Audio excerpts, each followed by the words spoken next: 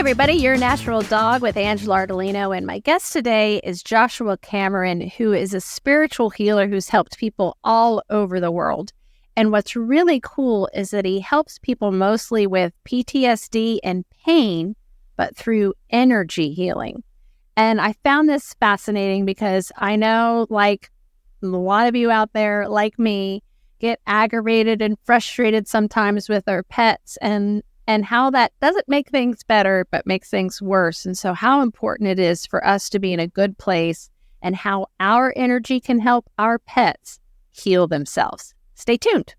This is Ayla. She's a 7-year-old Schnauzer Poodle mix, and she suffers from chronic allergies. Prior to finding Ayla's full spectrum hemp oil, we were giving her Apoquil every day for her allergy symptoms, and that did nothing but mask her symptoms and lower her immune system. Ever since September of 2020, when Ayla had a mast cell tumor removed surgically, we've been using her full spectrum hemp oil every night. Ayla enjoys running around in the yard. She enjoys going for walks and car rides, and her favorite thing to play with is her red ball. We are so happy we found her full spectrum hemp oil so we can ease her allergy symptoms naturally.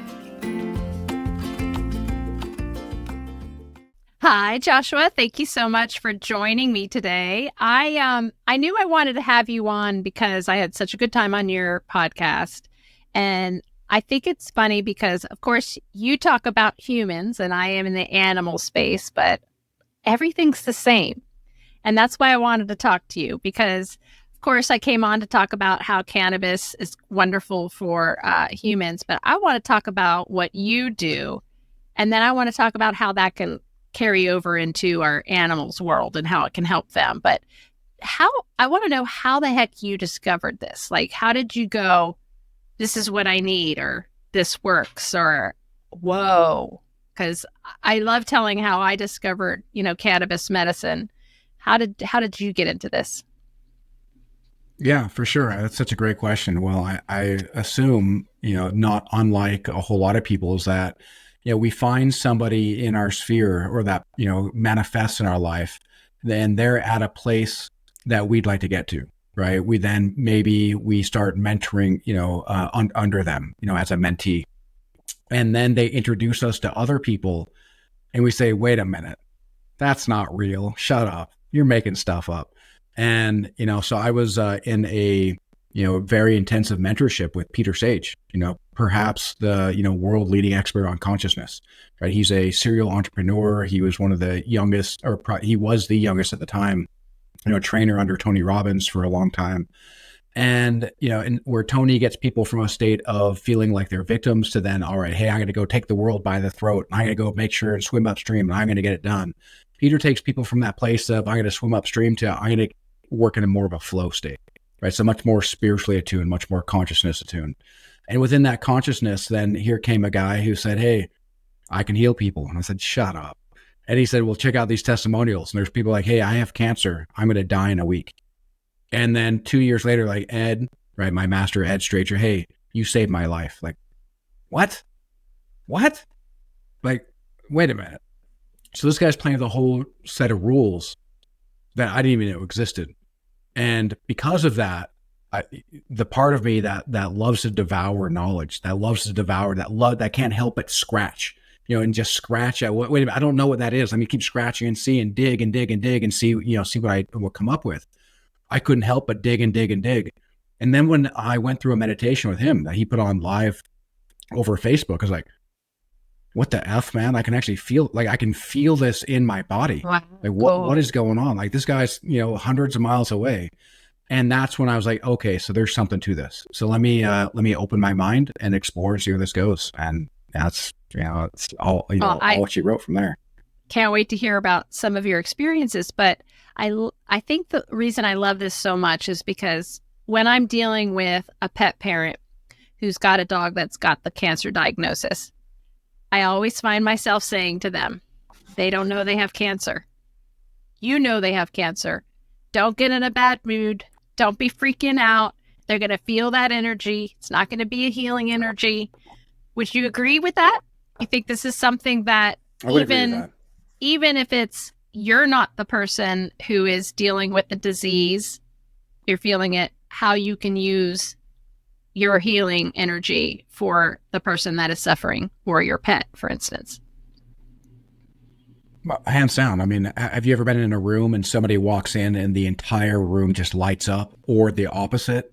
Yeah. Like a whole hush just, covers, everyone there, and everyone quits talking. Well, because that's energy, right? And what's so unique with our pets is that pets are almost in a perpetual state of the camel phase in the Nietzschean, path of the Übermensch. Are you familiar with Nietzsche's philosophy at all, Friedrich Nietzsche? No, tell me. So he's got this philosophy of how you can become the, Superman. But the Superman is a psychological Superman, not like somebody with, great strength, but somebody with great mental fortitude. And most people are so lost that they're just trying to survive, and they've got no inclination to help out at all. But the very first stage of somebody who decided, hey, I want to help people out, well, it becomes the camel. And the camel is the one that, hey, who is so noble that they would bend the knee and go up to those who are suffering and say, hey, go ahead and lay your burdens upon me. Now, I will carry them because of my strength. I will carry them because I love you. And, with pets, they're in that perpetual camel state where, when we're feeling terrible, our pets will come and cheer us up like nothing else. And when we're just laying our burdens on them, whatever sort of state of energy we've got, they're just receiving all that, and they're just receiving all that. So we might find that if we've got issues, our pets are actually going to start to exemplify those issues as well, and start to manifest those issues in their own body. Yep. I just was on with another podcast where she's like, I have all of these allergies, and then I realized my dog has the same allergies. And it's like, yep. I remember when I was diagnosed with rheumatoid arthritis, my soul dog at the same time was diagnosed with degenerative myelopathy. And I was like, whoa, this is weird. Both of them that we took care of naturally, that we didn't both turn to a pharmaceutical drug to mess up our, everything going on naturally already. What are so after you've learned this and you start practicing, what are some of the biggest differences you start seeing in your life? Like, how are you experiencing things different now that you understand how this works? That's a great question. So for most of my life, right? Well, let's take a step back real quick. I was raised in a household that didn't really know love, right? A lot of physical and mental abuse as a child. Didn't really have parents there to show me love, right? They were lost at the bottom of the bottle. Stepdad was just this horrendous rage monster. And then later at 19, I joined the Army. Right, my first war zone was 8 days after September 11th, 2001. And then less than a year after coming home, I'm going to my second war zone. And so now I've got PTSD compounded on top of the childhood trauma. And so for most of my life, I didn't really know how to trust myself, because there was so much noise and there's so much chaos in there. And when you start going through this and you can start to quiet the noise and increase the signal, well, the first thing that you'll notice is that you can actually start to trust yourself. Instead of going to other people and say, hey, tell me who I am, Angela, right? You see something in me. Well, I can't trust myself. So often we'll look to others to help define us rather than look within. And when we look within, well, that's when we can truly choose how to define ourselves, the greatest, lengths in which we can stride, the greatest heights in which we can grow. But when others define us, well, that puts us in a box. And then we'll often find ourselves very, lonely, because now we're taking on the identity that somebody else gave to us. And whether we, understand through our mind or not, our heart's going to feel that there's inauthenticity there. And, we'll probably feel lonely. We might feel restless. We might feel like, hey, there's something more. I just can't quite put my finger on it. But when you can tap in and really start connecting to that signal of your heart, well, your heart's connected to your soul, right? What does Einstein said? Einstein said everything is energy. Contemporary of his, Max Planck, said that consciousness is primary. Everything is consciousness, right? Hermetic philosophy says the all, or what they call God, the all is mind, the universe is mental. Okay, well, if the universe is mental, that sounds like consciousness coming from the mind then being, coming from the soul, right? And then Niels Bohr, a contemporary of theirs, so that everything that we call real is made up of things that cannot be regarded as real, because everything we call physical matter reality is made from, light waves, right? We can prove through physics that everything is a wave of light that collapses into a particle and then, coalesces and creates what we call particle matter reality. And if everything's energy, well, then how do we hold our own energy? Do we, as Americans, it's really easy to be like, hey, I'm my own worst enemy. Well, we can't, come to the world except from a place of who we are. So if we're our own worst enemy, at some point, we're going to be treating other people that way as well, because we've got no other way to treat the world except from a place of who we are. Wow. Something you said is, we don't trust ourselves, which I, work mostly with pet parents, educating them, helping them with their pets. And a lot of times they don't trust themselves, or they did something because someone else with a white coat on told them to do something and their gut was screaming not to do it. They did it anyway. And they did it anyway. And guess what the outcome was? Exactly what they thought it was going to be. It happened and they knew better. And then they come and meet someone like me and I tell them and they're like, I knew it. I want to talk about that. I want to talk about the gut feeling, because how we don't trust it. The fact that it is a direct link to our brain, our gut and our brain, and that gut feeling is literally what we should be paying attention to. And how, I don't know about you, but my gut has never led me wrong. Has yours ever led you wrong? When I didn't know how to trust it, I led myself wrong, because in the same way that you just described, somebody who's wearing a white coat, I would then, follow the fallacy of leaning on authority. Well, this is an authority figure who told me something, therefore I shouldn't trust myself. I should trust them. And so following that fallacy, then I led myself astray. But you're right. When you tune into your gut and you tune into that sense of intuition, right? There's a reason it's there. And that intuition isn't based upon logic, right? And logic is such a great way to trap ourselves. For instance, the logical mind would say, well, here's somebody who went to medical school. Here's somebody who's got all these years of education. Therefore, they must know something that I don't. Right. But who could know more about you than you? Right? Who could ever know more about you than you? And what the logical mind so often does. Yeah, or know more about your child or your pet or whatever it is. They're not going to know more about it. And to realize that they're there to support and help whatever you want to do, not take this pill, do this, that type of thing. So I it's crazy, but so true. Well, and I think a lot of people forget, I think the pandemic may have reminded them that we're still, the medical establishment, we're still dealing with the same medical establishment, different people, but the same establishment that said, hey, Angela, didn't you know that you should smoke while pregnant because it's healthy for you? Hey, Angela, did you know that you should cut out all fat out of your diet and replace it with sugar? And never mind how, the rate of heart attacks now skyrockets, due to that. Hey, Angela, I know you're in pain. Why don't you go ahead and take these opioids that are totally safe and non-addictive? And so we're still dealing with the same medical establishment that'll basically just take their marching orders, right? And who do they learn from, right? And these doctors it's not like doctors are evil. It's not like veterinarians are evil. Right. They are taught under an umbrella, it's bought and paid for by, big pharmaceutical research that wants us to think that chemistry is how we change everything. Right. But frequency, not nature. Right? Everything is energy. Frequency beats chemistry every time over time. Every time. I like that. That needs to go on a t-shirt. Frequency over chemistry. I like it.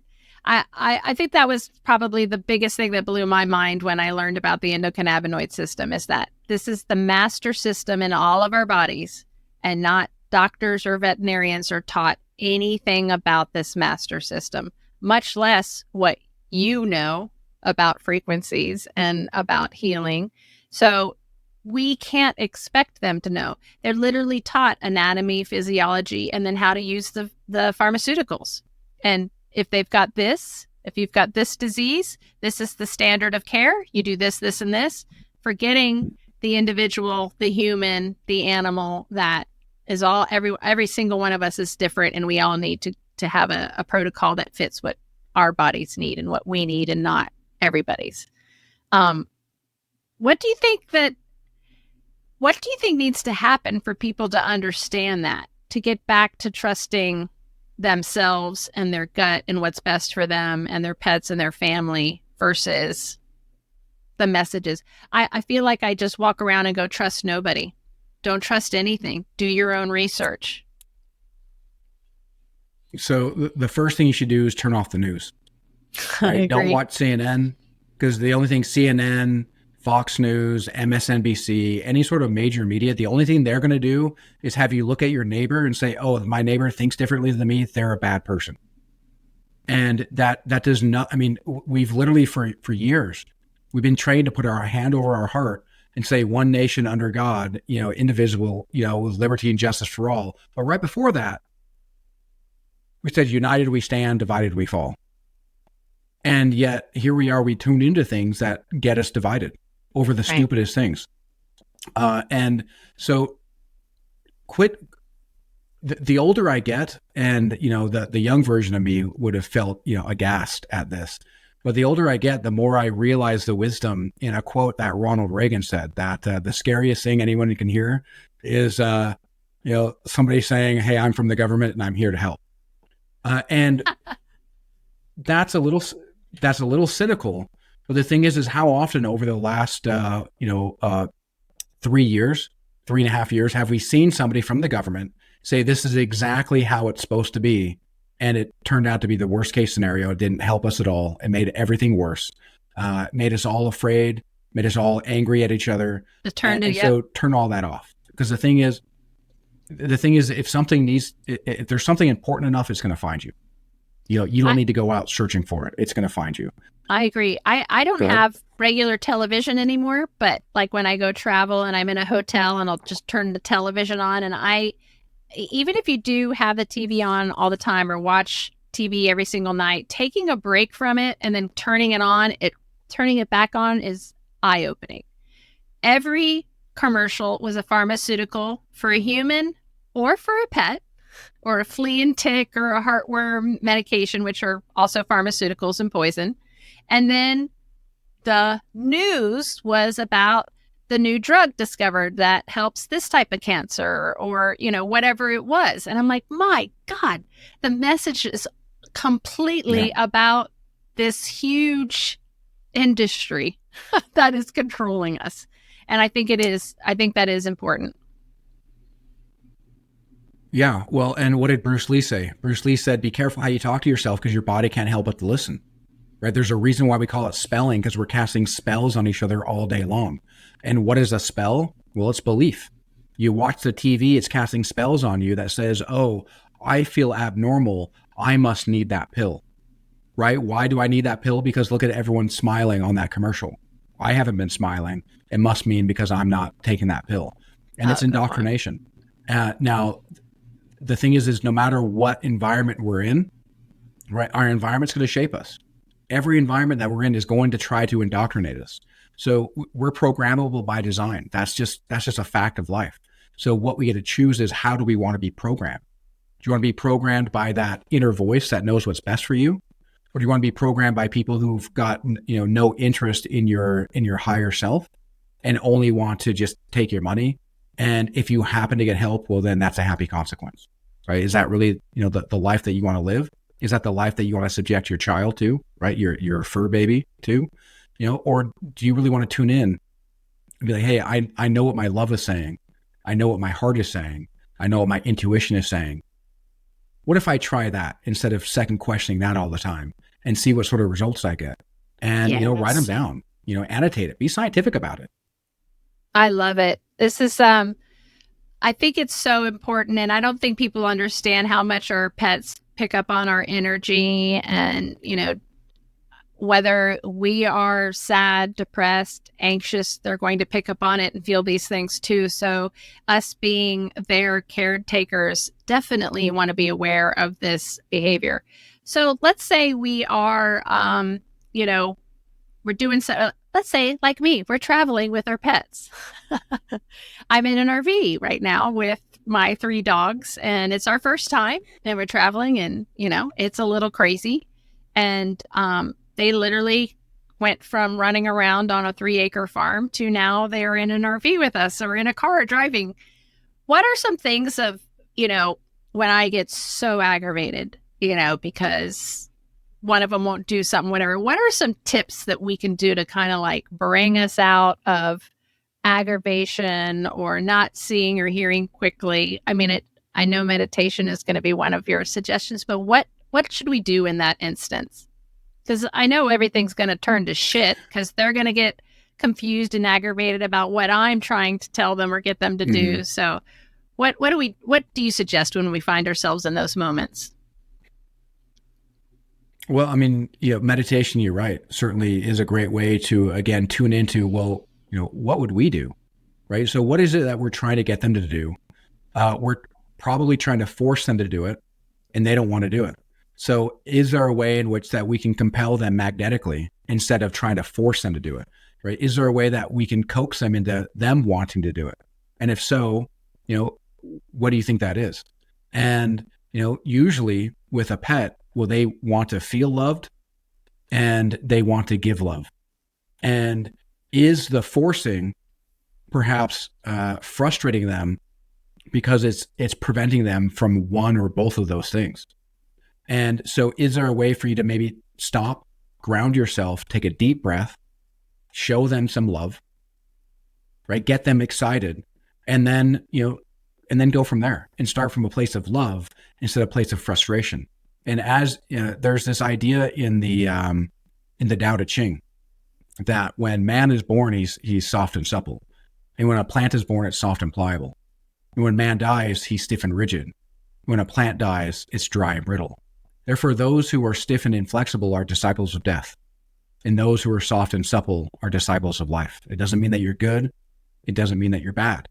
But animals are so sensitive to energy. And so when we're stiff and rigid, well, we're inviting death. We're inviting entropy. We're inviting that which breaks down the harmony within our energy, within ourselves. Right? That's what happens when we're stressed. Right? When we're stressed, well, a cascade of stress hormones goes through the body. The blood actually gets pulled from our life support, from our organs into our limbs, so we can explode on a moment's notice. And if we live there, instead of just visiting there to get away from the tiger attack and then go back to normal, well, then we're inviting death.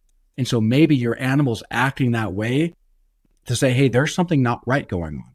I don't like the energy that you're giving.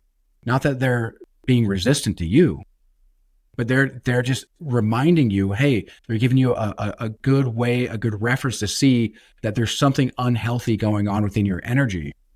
And so what can you do to, again, take that breath, ground yourself, and be flexible instead of stiff and rigid? Invite life.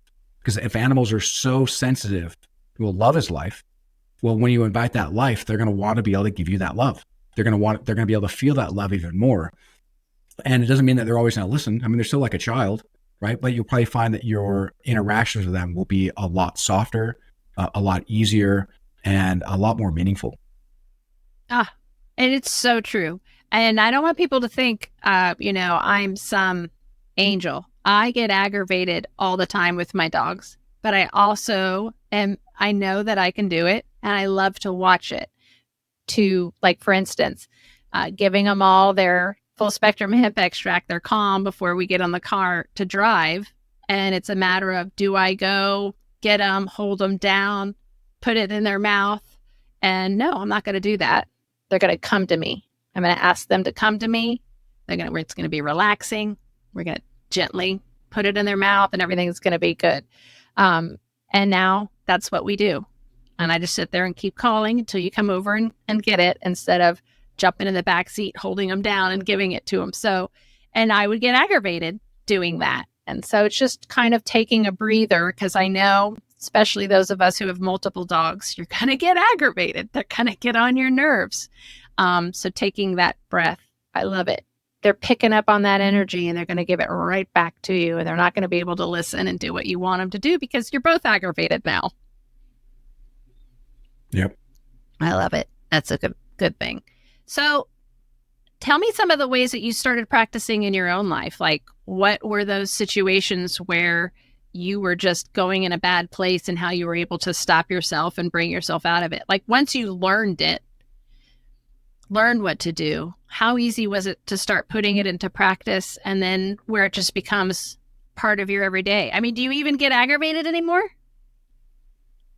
Are you able to control everything? I'm human. So, right. Yeah. So it's more allowing. And the thing is, if you allow, well, then you're going to allow everything. You're going to allow anger. You're going to allow aggravation. What happens is that I don't live there anymore. I visit there. So if something aggravates me, well, I might be aggravated for a couple of minutes instead of having it ruin my entire day. Rather than it being 5 p.m. and I say, oh my God, let me tell you about what happened to me when I first woke up today, right? I might get aggravated, then I catch myself like, oh, hey, let me just go ahead and be grateful for what I already have. Be grateful for the love of my life, for the people around me, for the peer group that I've got, for my son, right? And remind myself of what's important rather than focus on what's not. Because any physicist, any neuroscientist will tell you that the mind attracts that which it dwells upon, right? Why does a NASCAR driver, right, not look at the wall when he doesn't want to crash in the wall? Because then he'll crash into the wall.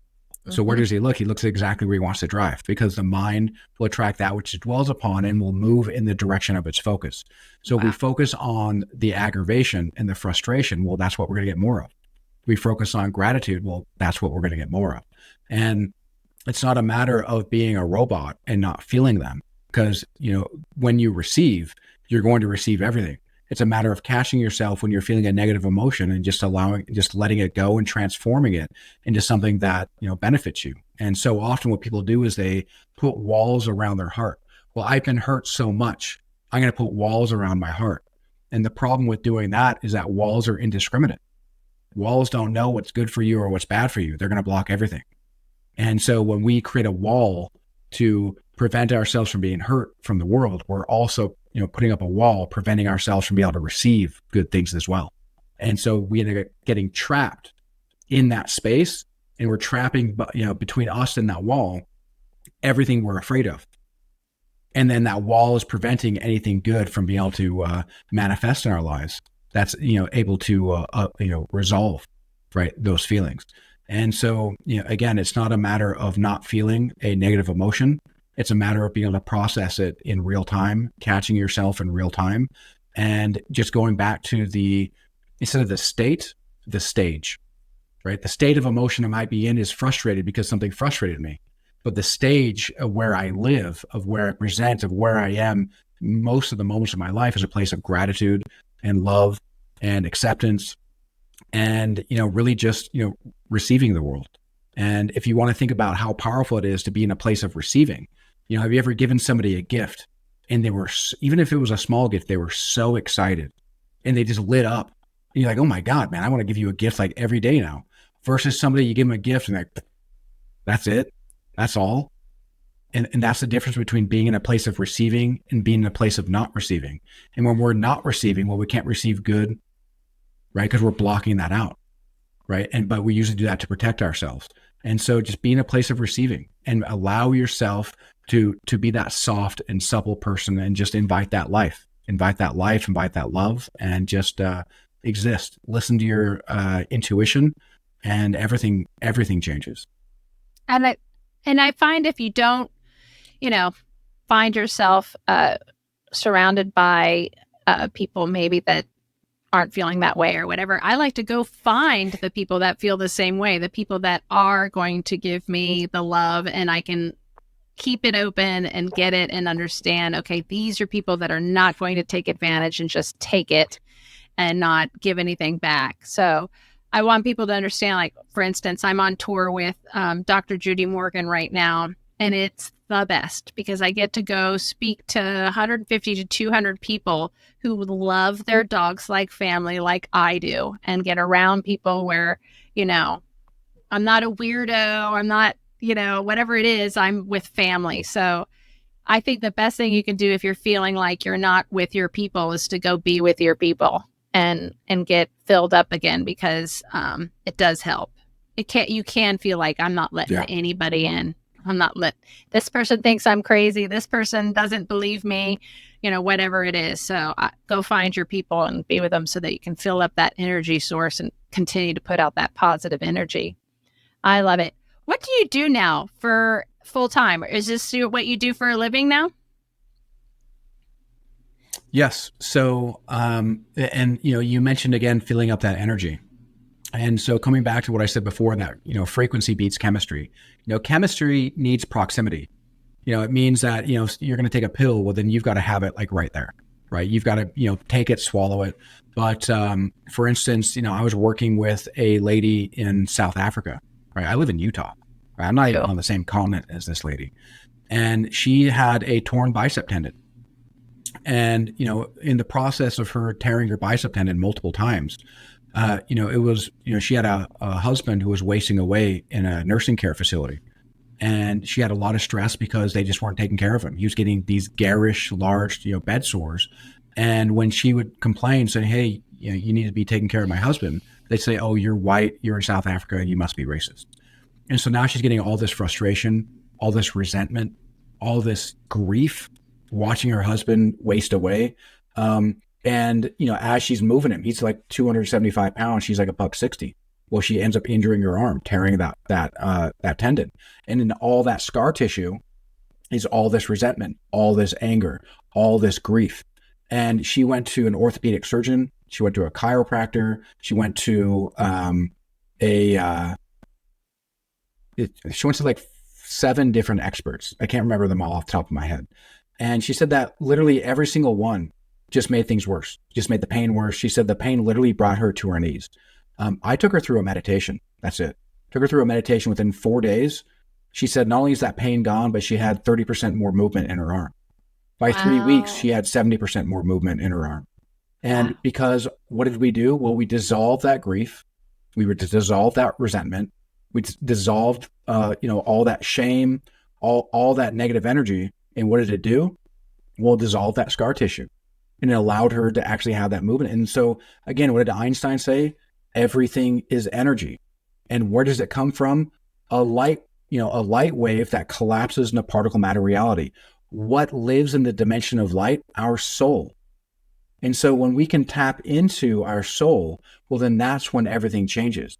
And the problem, though, is that all the negativity, whether it be from the news or whether it be around, negative Nancys or negative Normans that are around us, well, they will, bring to us, these negative energy fields. These negative energy fields act as suppressors, and they act as like a Faraday cage. If you're not familiar with a Faraday cage, it's basically something that blocks all electronic transmission. Like a microwave, you stick your phone in a microwave and you close the door, likely nobody's gonna be able to text it or be able to call it because it's blocking all that transmission. And so all these negative energy fields will actually block that signal to our higher self. Everyone has access, right? What did Jesus say? Whether you're a fan of the Bible or not, Jesus said, even the least amongst you can do as much and more in my name. Well, why would he say that? Well, because as Rumi said, you're not a drop in the ocean, you're the ocean in a drop. As if your soul is a fragment of light broken off of the greatest light that's ever existed. People might call that God. People might call that the all. People might call that whatever higher power they believe in. But our soul is a fragment of that light. And since we live in a holographic universe, right? Everything's light. Well, then in each part of the hologram exists the entire data of the entire hologram, which is again, we are the ocean in a drop. And if we can tap into that power, literally everything changes. I love it. So this is, I think, something that pet parents definitely should be practicing. How the heck do we do this with our pets? Like, how do we get them to that place?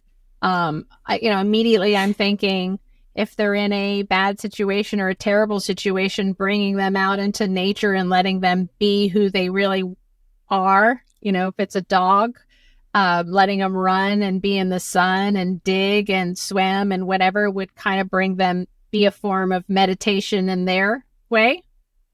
Would you think? How does a dog meditate? 100%. Even humans, when we go to nature, within like 20 minutes, our dopamine and serotonin levels really start balancing out. And so dogs, absolutely, you get them in nature, you get them running around. Well, they're going to start, their natural hormones are going to start to balance out. Another thing too is that there's scientific research that water retains memory, and right, if we take water that has been shown a lot of negativity, talking to water like, hey, I hate you. Oh, it's so resentful. Oh, you're so gross. Well, when it freezes, you look at those crystalline structures under a microscope and they're big clumps and just looks gross. But when you say, I love you so much, I'm so grateful, and you share loving energy with that water, love, peace, harmony, well, it creates these amazing displays of crystalline structures. And so when you're sharing love with water, share the love that you have with your dog with the water that your dog's going to drink. And you might actually find that it can actually help calm them down a little bit as well. I love it. Everything has energy. Try to make it a good energy. Put that good energy out in the world, into your pet. I love it. This was a very fun conversation. Thank you so much for being on my show today. How do us pet parents find you? And if we want more information, or we can get a counseling session with you if we want to, how do we find you? Yeah, appreciate the question. So you can find me at freemefrompains.com. So pains is plural. And there's even a free gift there, right? So often people are like, hey, I don't know how to meditate. Well, that's fine. That free gift is going to teach you how to meditate. It's going to take you through some more, magical meditations, so you can really start to tap into it, so you can literally feel it. And even just a couple of days ago, a lady from Canada reached out to me, and I sent her the meditation. She'd been struggling with chronic fatigue. And so not even working with me as a client, just, from a free meditation that I recorded months ago, she listened to it and she said that she got 30% more energy, 30% within 24 hours. And this is how this works, because again, frequency beats chemistry. And if you get yourself at the right frequency, everything changes. What's your favorite frequency? I'm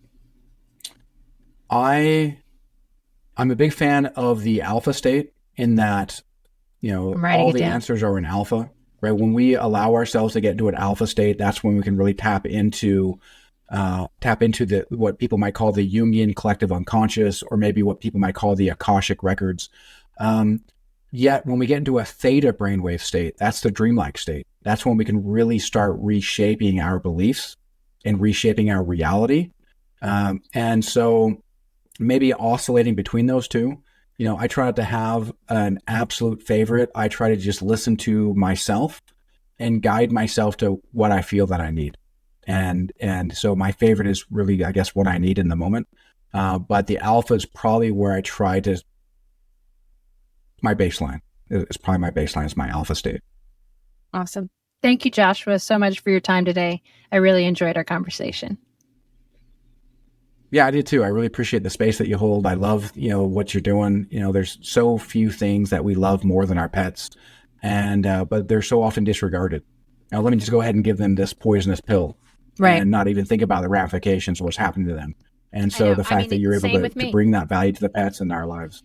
I did the same thing. I knew I did it for myself and didn't even think I should be doing the same thing for my pets, which is, why this is all I talk about now. Awesome. Thanks so much. Yeah. My pleasure.